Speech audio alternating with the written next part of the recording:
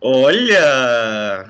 Quem é essa bela moça que está como convidada no programa hoje? Gente, estamos começando aqui mais um talk show sem nome. O quarto episódio, olha só como já estamos aqui completando um mês do programa, com várias conversas e papos super bacanas com amigos sobre diferentes temas aí nesses tempos pandêmicos. E hoje, o que? Estou com uma convidada que está a léguas de distância, a muito mar de distância, que é a minha amiga Yasmin. Oi, gente. Meu nome é Yasmin, eu tenho 24 anos, eu sou paraense, mas estou morando aqui em Portugal, no Porto, desde setembro. Então são que 15 8, anos. Quer dizer, 8 meses, não sei. E eu faço mestrado em Ciências da Comunicação na Universidade do Porto. Estou jornalista. ai, É que isso. chique. Gente boa, assim, bonita, só podia ser jornalista mesmo. Hoje eu chamei a Yasmin para a gente falar um pouquinho sobre como tá esse clima pós-pandêmico lá na Europa, porque eles já estão vivendo uma realidade bem diferente aqui do Brasil, não só no sentido de desconfinamento, mas também de controle da doença e até mesmo em relação ao que está sendo feito e ao que não está, o que pode e o que não pode, se as pessoas estão respeitando muito ou estão respeitando pouco. E eu acho que a Yasmin é excelente para falar sobre esse assunto, porque quem acompanhou ela no Instagram viu que ela ficou quarentenadíssima É verdade. durante muito tempo e agora já está voltando, tentando voltar aos poucos à vida normal, né? Yasmin, tu considera que dá para chamar o momento aí em Portugal de pós-pandemia mesmo ou é exagero meu? Eu acho que depende da região, dá para chamar. Aqui no Porto, tranquilamente eu consigo falar que nós estamos em um período pós-pandemia. Só que tem cerca de 70 conselhos aqui de Portugal. Aqui em Portugal não são estados, são conselhos, né? Que não apresentam novos casos há um mês. E o Porto é um deles. E é por isso que eu tô com toda essa liberdade no Instagram, saindo toda hora. Mas olha, a situação lá no sul, que no caso Lisboa, Vale do Tejo, é muito complicada. Cerca de 87% dos casos atuais estão concentrados lá. Mas, tipo, não é mil maravilhas aqui no norte também, porque eu saí do norte para vir para o norte. Tem Vila Nova de Gaia, que é a nossa cidade vizinha, que é o outro lado da A ponte. Ananindeua de Porto, É, né? a Nanindeua de Porto. Tem uma ponte, né, que é aquela ponte que é a do Luiz, que é famosa, e um lado é Porto, o outro lado é Gaia. E lá em Gaia tem muitos casos. Então, tipo assim, aqui no Porto mesmo não tem, mas em Gaia tem, Lisboa também.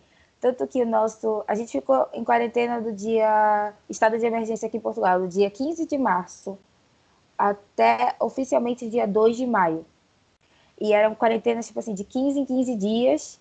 E aí, mas a gente sabia que o presidente ia renovar. Ele ia na TV e falava: será renovado o estado de emergência.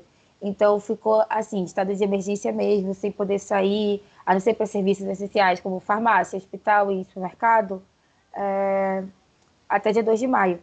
E aí, a partir daí, eles lançaram uma cartilha, que era a cartilha do desconfinamento. E aí eles lá mostravam todas as datas de como ia abrir, como ia ser feita essa abertura. E a maioria do país meio que está respeitando essa cartilha de desconfinamento, menos a capital, que é Lisboa. E eu vi assim que depois de uma certa calmaria que teve nos casos aí, depois teve um boom, né, em Lisboa de casos, especialmente entre os mais jovens, né? Eu queria perguntar para ti se houve uma certa euforia com o desconfinamento ou se não, porque a primeira coisa que eu fiquei pensando, logo quando iniciou a pandemia, eu falei, meu Deus, as pessoas vão ficar confinadas e quando elas puderem voltar vai ser um arranca-rabo, um pega pra capar, festa, festa, rave, rave, bala, bala. Eu queria saber como é que tu vê esse momento aí, especialmente da perspectiva jovem. Existe essa euforia do desconfinamento ou não? Com certeza, assim, a gente pode sair, claro, mas a maioria das coisas está com horário restrito, tipo, reabriram os shoppings a partir do dia 5 de junho, os shoppings foram reabertos, bares e restaurantes também. Só que, assim, a gente só pode entrar no shopping de máscara, todas as lojas a gente tem que desinfetar a mão, tem número de clientes por lojas, então a gente tem que ficar na fila, tem que esperar. E supermercado é a mesma coisa. E nos bares e restaurantes, todos só funcionam até as 10 horas da noite.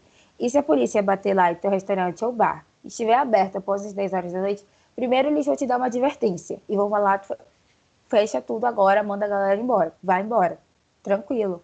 Mas se eles falarem, se você voltar a abrir, a gente pegar de novo, 5.000 euros de multa. Muito dinheiro.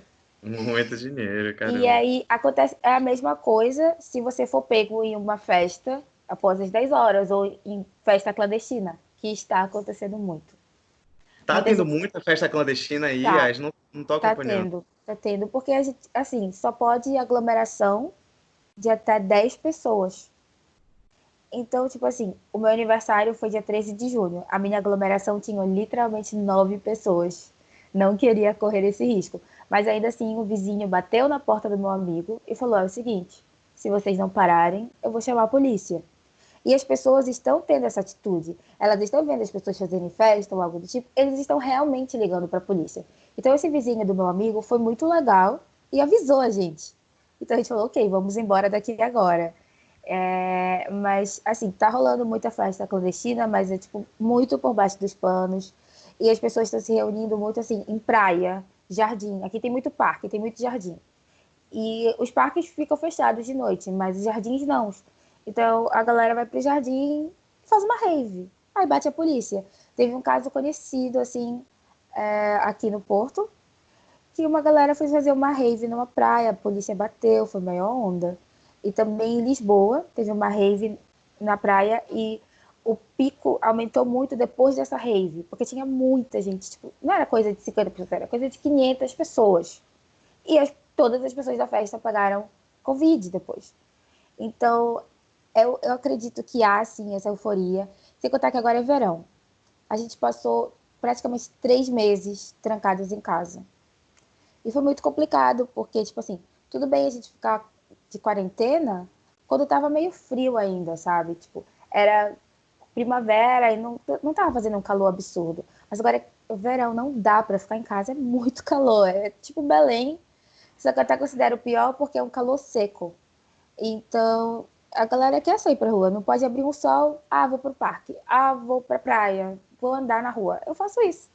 Então, eu imagino que o resto da galera também esteja fazendo a mesma coisa. Então, nada de farra na Baixa, nem no Jardim do Morro, nada disso tá rolando.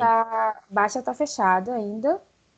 A Meu Baixa, para quem Deus, não não tem nada sabe, aberto lá, caramba. não, para quem não sabe, a Baixa é tipo a parte que tem os bares e restaurantes, é onde todo mundo vai de noite aqui no Porto, né? E tá tudo fechado desde março. Até porque não vale a pena para eles abrir uma boate, um restaurante 5 da tarde para fechar 10 horas da noite. Isso tá É, até gastando porque tempo. costuma ir até tarde lá, né? Normalmente as festas aqui começam 1, 2 da manhã. Vai fechar 10 horas da noite. O pessoal tá jantando ainda. Ou voltando da praia, até porque o sol se põe 9h30, 10 horas da noite. Então tá dia. Então, tem alguns bares abertos ali perto da Cordoaria, que é um jardim que é perto da reitoria, e mais ou menos perto da Baixa, mas todos eles fecham 10 horas. E a gente tem que ficar de máscara lá dentro, eu já fui em um, que aí você precisa correr, mas 10 horas fecha tudo realmente. E tu tens acompanhado aqui a situação no Brasil, imagina, porque, enfim, internet, né? Por mais que tu não veja o jornal na TV, mas o que que Sim. tu interpreta que foi a principal diferença na maneira em que Portugal e o Brasil conseguiu lidar com a pandemia? Porque aqui já meio que está nesse processo de reabertura e desconfinamento em muitos lugares, mesmo sem uma queda no número de mortos diários, no número de infectados. Então, o que que tu avalia assim que foi a principal diferença? O que que fez a diferença na situação entre Portugal e Brasil? Política, né? Sem dúvida. Um governo que realmente estava disposto a cuidar do seu país e do seu povo e se impôs. Falou: olha, vamos entrar em estado de emergência, quem não cumprir será preso ou levará uma multa. Eu, sinceramente, preferia ser presa do que levar uma multa com o valor do euro atualmente. Mas, assim, o presidente foi para a TV no dia 15 de março, até porque o pico do coronavírus aqui em Portugal começou aqui no Porto. Então, para a gente estar agora, do jeito que a gente está, sendo que todo o pico do coronavírus foi aqui, logo em março, é, tipo, muito surreal ainda, sabe? Antes mesmo do presidente decretar o estado de emergência, a gente já estava de quarentena meio opcional há uns 10 dias, assim. Foi decretada dia 15, a gente já sabia que ia ser, porque estavam rolando muitos rumores, nos jornais as pessoas estavam dizendo que talvez rolasse, até porque, por conta da nossa proximidade com a Espanha, que é a nossa única fronteira, lá estava muita gente, tem um trânsito muito grande entre espanhóis e portugueses, então a gente já estava de quarentena. As aulas já tinham sido suspensas no ensino público português, nas faculdades também, então a gente já esperava. E aí só foi o presidente realmente fazer o comunicado na TV explicando como é que ia funcionar o estado de emergência, que teria um período de 15 dias inicialmente, mas que provavelmente seria renovado, como foi realmente, foi renovado 4 vezes. Então, eu acho que política, sem contar que as pessoas também, apesar de ser medida do presidente, elas procuraram respeitar muito. A partir do momento que falaram de cumpra o distanciamento social, evite aglomerações, e suspenderam as aulas, eu já vi uma movimentação muito menor na rua. As pessoas já estavam realmente evitando, assim. Então, eu acho que foi a política e as pessoas tiveram muita consciência de respeitar mesmo.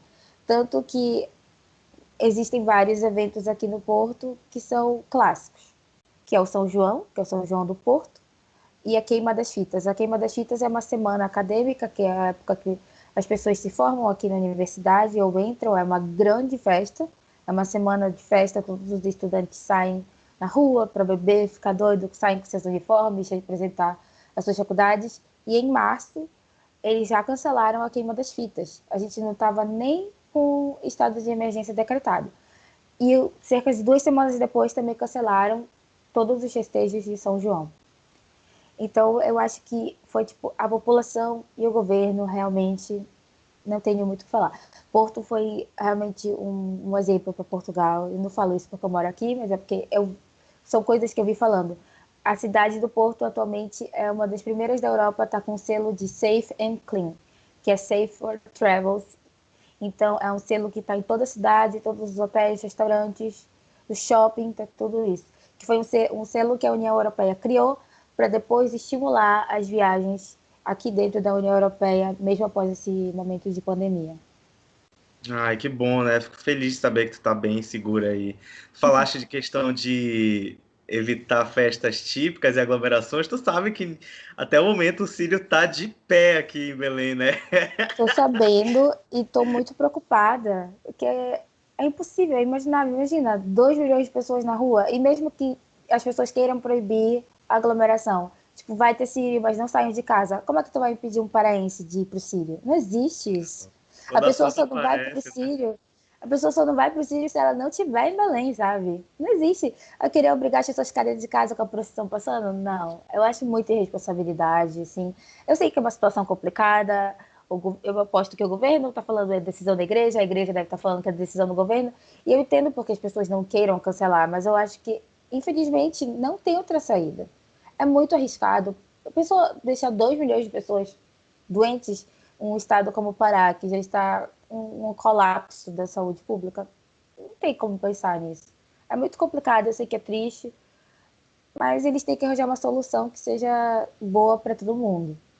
É, fica aí o exemplo, né, de Porto, de Portugal, que acabou decidindo por evitar as festas típicas, mesmo uma atrelada a cunho religioso também, né? Então, não dá para brincar agora. Eu sempre achei muito estranho a questão do Círio não ser um grande propagador de doenças, porque é muita gente junta, aglomerada, né?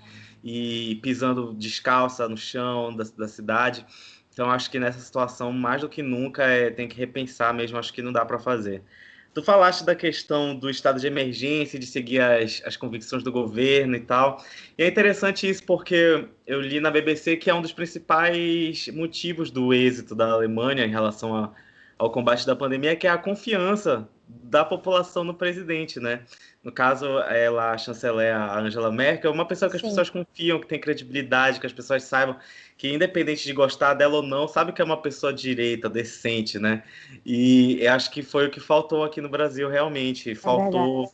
Faltou confiança, faltou vontade de ouvir a ciência, e por isso tudo degringolou muito. Vocês passaram por aí também por algum processo anti-científico, anti-ciência, propagação de fake news? Tu percebeu isso aí, né? Porque Porque aqui o movimento contrário ao isolamento foi muito forte, né? Aí teve isso também ou não? Não, eu não vi, na verdade. Eu tenho que te falar a verdade, eu não vejo muita TV aqui. Eu não tenho TV no meu quarto. Eu tenho TV na minha sala, mas normalmente eu assisto a TV para ver o Clone. Tenho que falar a verdade. Tá Mas a reprisando situação. aí, é?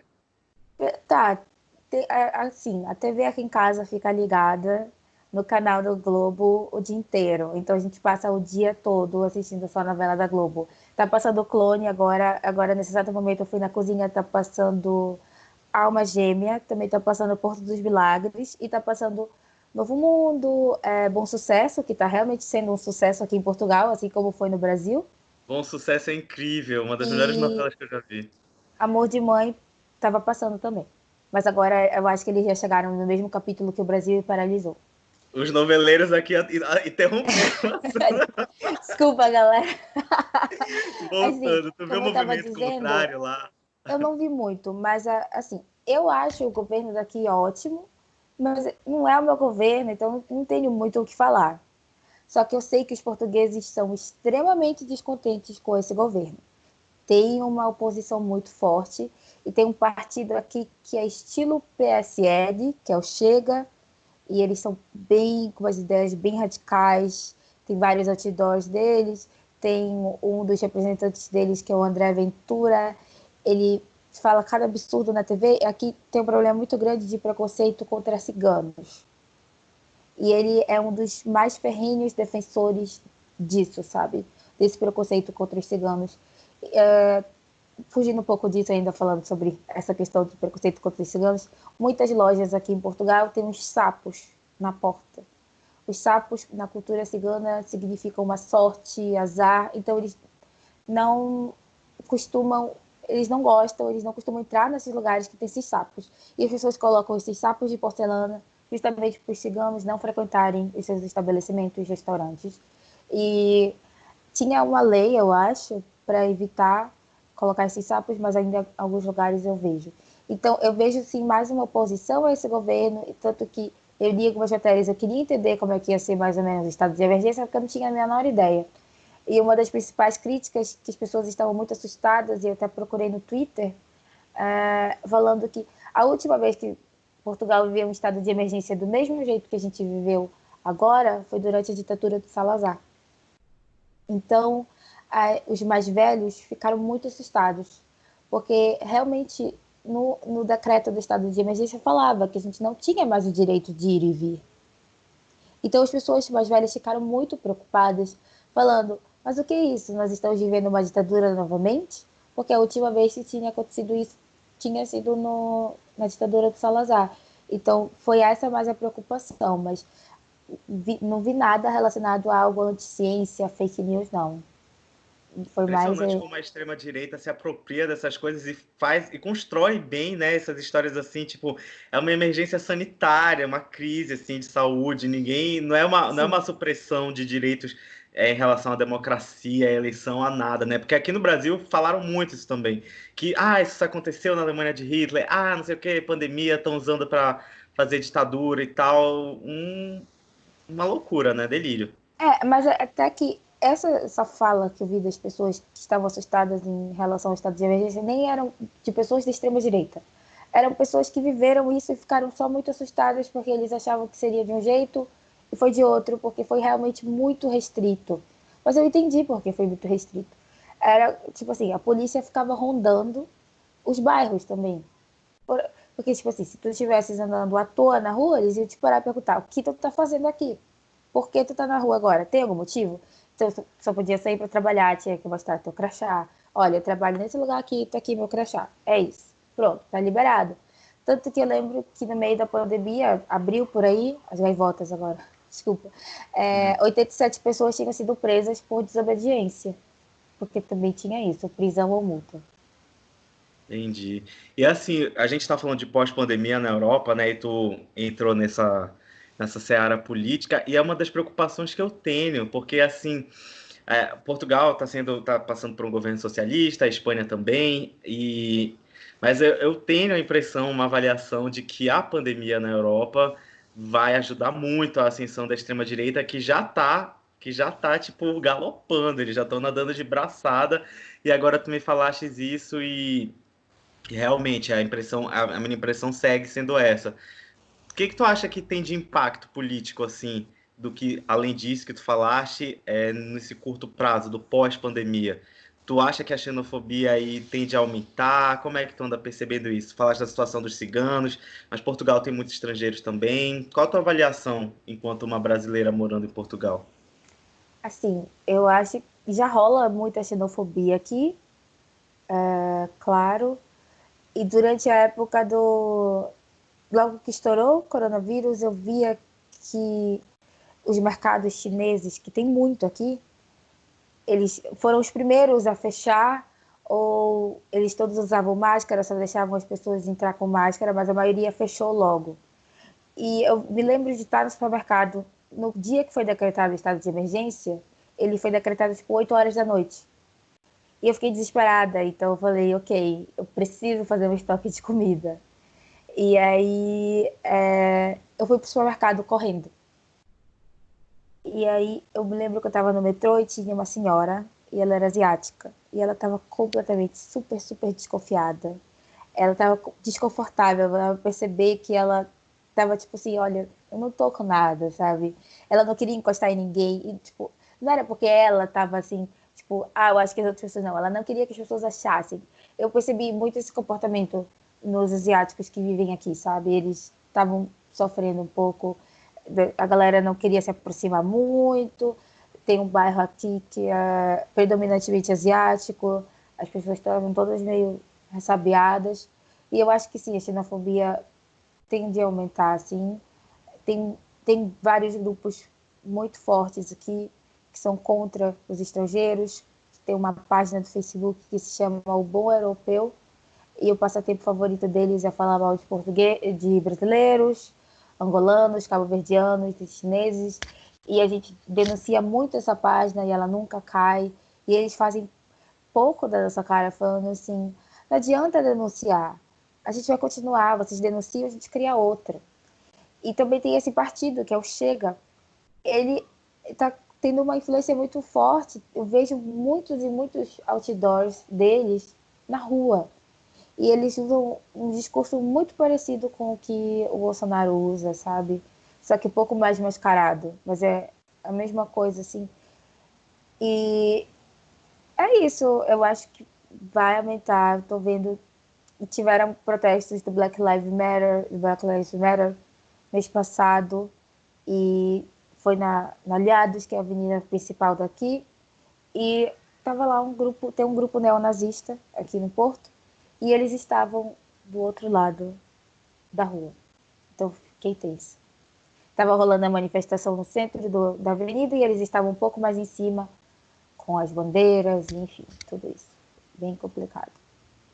Ai, que bad, né? Tipo, só de ouvir falar ouvir isso, né? Neonazistas na praça, não qualquer praça, né? Na Praça dos Aliados, que celebra a vitória contra Sim, as forças opostas da guerra, né? Então, é realmente muito desesperador e a impressão que eu tenho é essa, Yas. A impressão que eu tenho é que a extrema-direita vai sair fortalecida dessa pandemia com o discurso anti-globalização. Olha onde a globalização levou a gente, olha quantas mortes esse entra e sai de estrangeiros nos nossos países levaram, olha onde o crescimento da China levou a gente. Então, realmente é muito preocupante. eu tava falando com uma tia minha e a gente tava conversando por videochamada. Falei, comprei umas máscaras e tal, a máscara muito boa. Ela falou, onde tu comprou? Falei, no mercado chinês, aqui. Aí ela falou, credo, China? Não, não compro nada da China. Compro tudo do Brasil. Só apoio a economia local, sabe? Tipo, como se os chineses fossem os responsáveis por tudo que há de ruim no mundo. Não existe isso. E a gente nem Não, sabe se o vírus realmente veio de lá, né?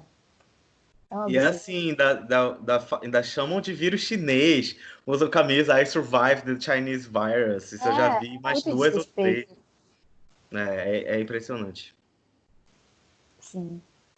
E amiga, e deixa eu te perguntar, tu passou longe da família, né? Muita gente teve a oportunidade de ficar confinada com família e tal. E como é que foi essa sensação para ti? como tu... Não deve ser fácil de lidar, né? Mas qual foi a tua experiência pessoal em relação a isso?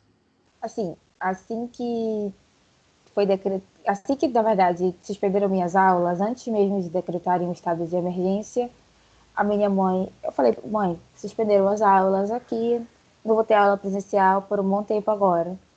E ela falou assim, então vem para Belém. Vê uma passagem e vem para Belém. Aí eu fiquei enrolando, falei, não vai durar muito tempo, não tem por que eu ir para Belém agora. Até porque eu ia para Belém em julho agora, né? Falei, não, eu fiquei pensando, se for agora eu não vou mais poder ir em julho, então, né? Não tem porquê. Aí eu falei, não precisa. E aí, depois eu decretaram estado de emergência, fiquei um pouco neurada e já comecei, ok, quero ir para casa, quero ir para casa, quero ir para casa.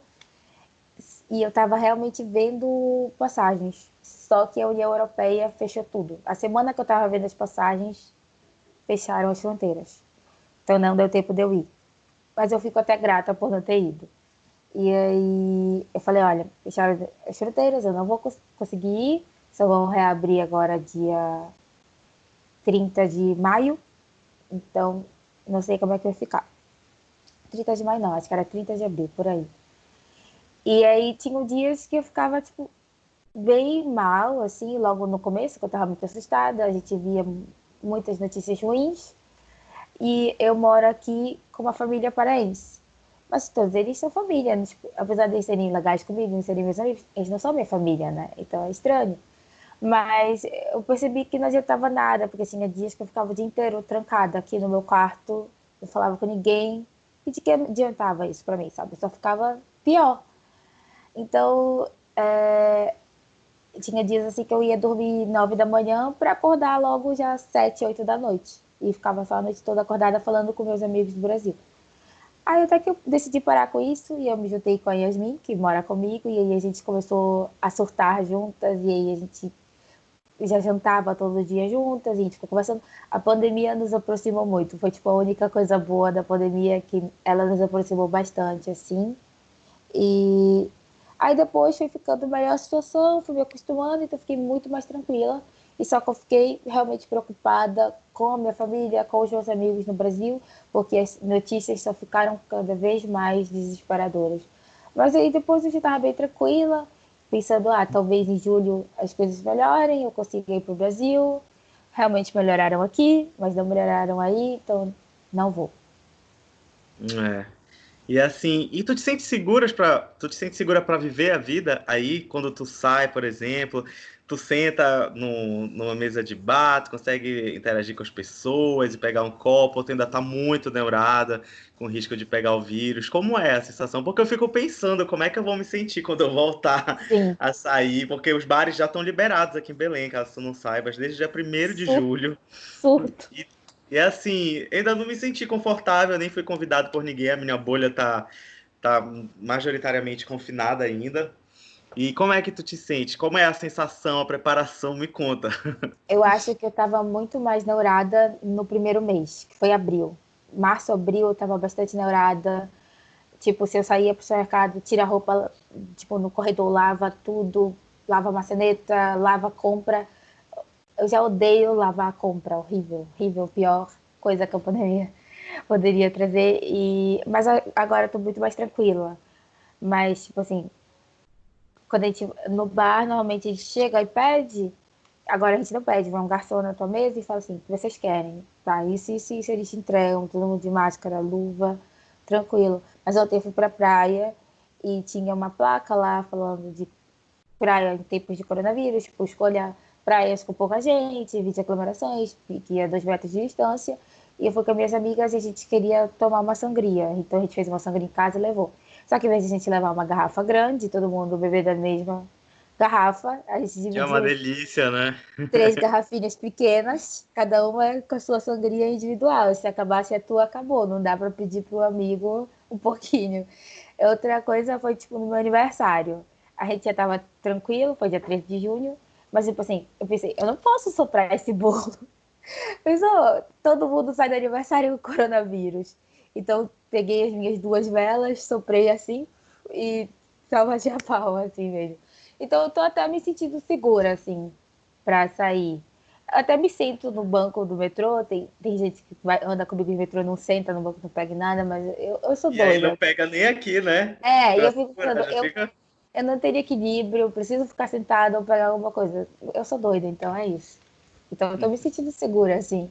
Tanto que as pessoas falaram assim, tava falando com um amigo mais cedo, ele perguntou, mas tu te sente segura pra ir na praia, no shopping?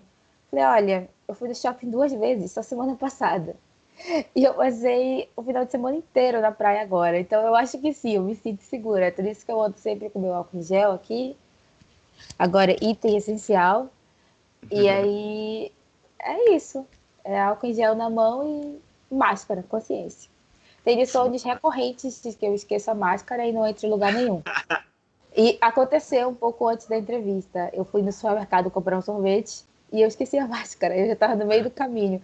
Eu não acredito, eu vou ter que voltar em casa para buscar a máscara. E voltei, só para A buscar. minha mãe, mano, a minha mãe, ela não consegue dar um passo fora de casa sem a máscara e volta, já voltou correndo algumas, sei lá, 10 vezes porque esqueceu. É horrível, porque eu acho que eu vou começar a andar com uma máscara extra. Caso eu esqueça, já tá com outra.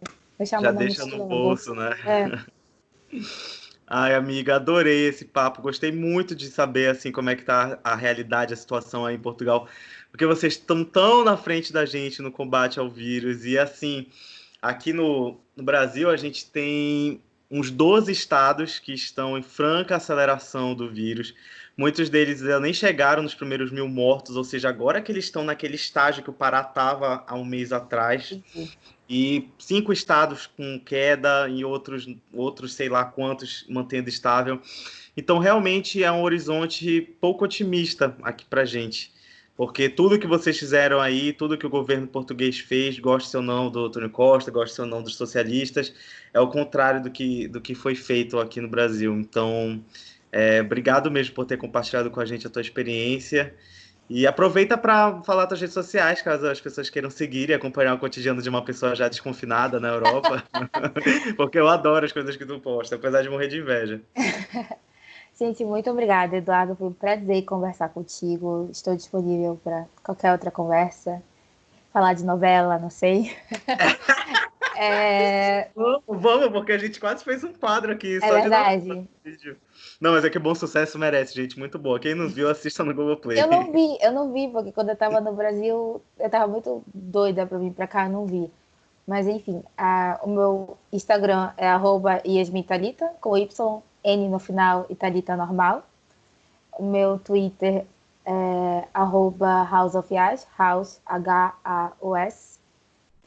E meu Facebook é Yasmintalita, e é isso. Se vocês quiserem, eu faço críticas de filmes e séries. Eu também escrevo para uma revista. Eu faço críticas de filmes e séries para o Mala Dourada. O Instagram é @Mala Dourada. A gente também faz podcast. E eu estou escrevendo agora numa revista da minha amiga, que é a No Provador, e o Instagram é noprovador.meg. E é isso, quem quiser ver o que eu posto, que eu fico enchendo o saco dos outros todo dia fazendo um teste de elite no Instagram, que nunca dá o personagem que eu quero. Hoje eu vou fazer de novo, gente, então é isso. Me sigam, curtam, não sei. Que Mandem coisa boa jobs, conversar frilas. contigo, amiga. Tô tão feliz de te ver e conversar contigo. Muito bom mesmo. Em Obrigado, dezembro obrigado. estaremos juntos em Belém. Eu acredito. Eu acredito. Tava por fora, tava por fora. Informação exclusiva. Vou para Tanto Belém em mar, tanto dezembro. mar. Vou para Belém em dezembro, estarei voltando para o meu lado do Atlântico. Ai, tudo. Tanto mar a nos separar. Em dezembro, todo esse mar vai ser vencido. E a gente se vê de novo. Amiga, beijão. Obrigado. Aproveite a noite aí. Espero que seja uma noite muito bela aí em Portugal. E fica bem. Obrigada, beijos. Tchau, galera. Esse foi mais um episódio de Talk Show Sem Nome. Acompanhe a gente aqui toda terça, na verdade, 19 horas. Sempre batendo um papo super descolado com pessoas descoladas neste canal super descolado. Beijo.